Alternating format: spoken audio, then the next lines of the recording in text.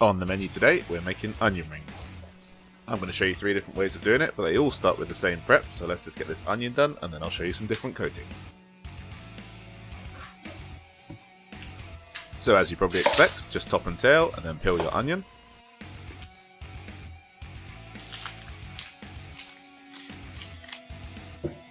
Next up, we're going to take some nice thick slices.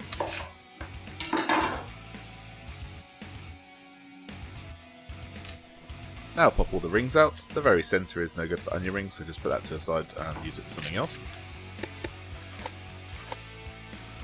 Next step is to go through each one of your onion rings and take off this thin membrane. If you don't do this, it will come loose when you cook it and it will burn. Now you get yourself a bowl of water and throw your onion rings in, as well as half a teaspoon of sodium bicarbonate. This will get rid of some of that acidic raw onion flavour, but also soften the onion enough so that when you take a bite, the whole piece of onion doesn't slide out of the coating.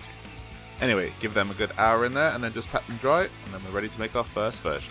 So to make the batter, you're going to get some plain or soft flour, add about a teaspoon of baking powder per 100 grams of flour, half a teaspoon turmeric, a good pinch of salt, and enough cold water to bring it to a double cream consistency. Season a bowl of flour, chuck your onion ring in there, and then into the batter, making sure they're coated on both sides, and then drop them straight into a fryer. Make sure you don't use a basket for this, because they will stick to the basket once the batter cooks. After 3 or 4 minutes, they should be nice and golden brown and look like this, and then you can take them out and drain them on some paper towel. Well, they sound crispy, they look crispy, and they are crispy. Just bog standard onion ring here. Pretty good, but I think we can improve. So for our breaded onion rings, or breaded anything, we're going to need to set up the pane, which just means flour, egg and breadcrumbs. So get yourself a bowl of seasoned flour, a bowl of whisked egg, and of course a bowl of breadcrumbs. And in that order, you're going to drop in your onion ring, first into the flour, tap off the excess, into the egg, and let the excess drain off. And then into your breadcrumbs. Now on this one I'm going back into the egg and back into the breadcrumbs, just to make sure it's well coated. This time you can use a basket, because nothing's going to stick and cook around it. So give them 3 or 4 minutes, let them drain, and we'll give them a try. I always prefer my onion rings breaded, because they hold on to sauce better that way.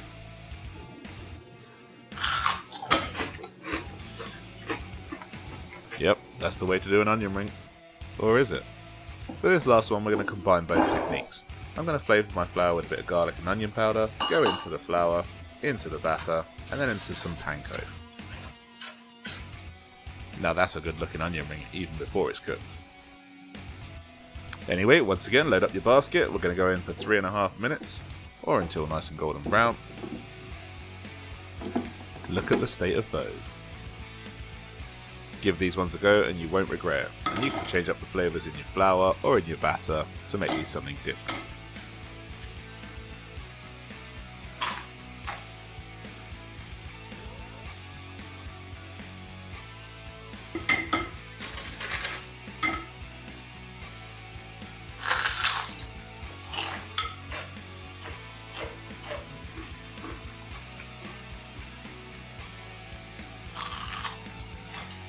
Well, that's ridiculously good. See you next week.